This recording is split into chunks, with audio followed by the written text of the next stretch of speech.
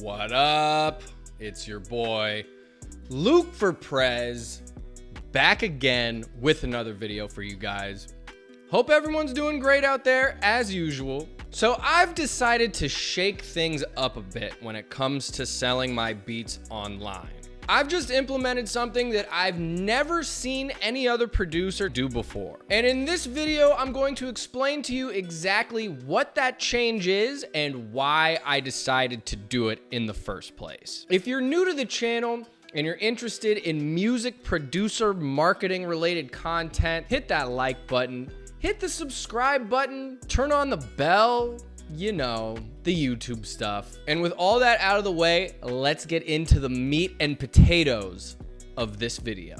So what is this dramatic change that I've made to my beat selling business? I've made all of my beat leases 100% unlimited. That's right. No streaming caps, no sales limits, nothing of the sort whatsoever. I still have different lease tiers, but the only difference between them now is the file type that you get. So I have an unlimited MP3 lease, an unlimited WAV lease, and an unlimited track out lease. Easy, no muss, no fuss. There are a few reasons why I decided to implement this change. The first reason is I wanted to remove as much friction as possible between a customer hearing my beats and clicking purchase. I've always thought music producer pricing tables were overly complicated with arbitrary streaming and sales limits. And I don't want artists to be stressing over whether or not I'm gonna sue them if they exceed their 50,000 streams on their MP3 lease or whatever the case might be.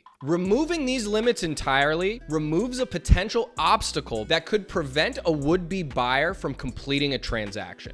The second reason that I did this was because, and get ready for a hot take here, all beat leases are unlimited already. Name one producer who keeps track of the sales and streaming limits for every song created from a beat lease that he's sold. I'll wait. Think about it. Nobody is out here policing the artists that buy their beats and making sure they stay within the exact parameters of the lease tier that they purchased and then forcing them to upgrade their lease tier if they actually exceed it. It's impossible to keep track of these metrics as it is. Where do you even go to see like Apple Music plays? I haven't seen it. I think the reason that producers include these arbitrary stipulations in their lease agreements to begin with is because they're already plugged into the Beatstars default contract templates. So everybody just kind of gets pigeonholed from day one into setting up their beat store in this way. Remove the streaming limits and streamline the customer experience.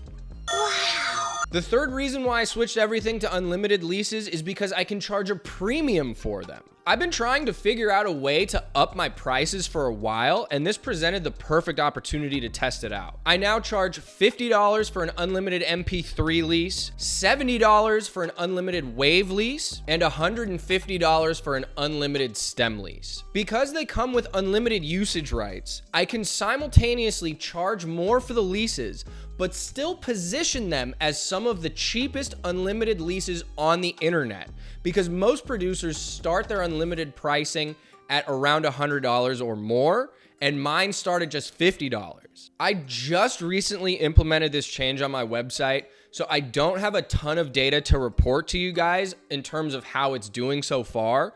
All I can say is right now, I haven't noticed a big change in my sales one way or the other.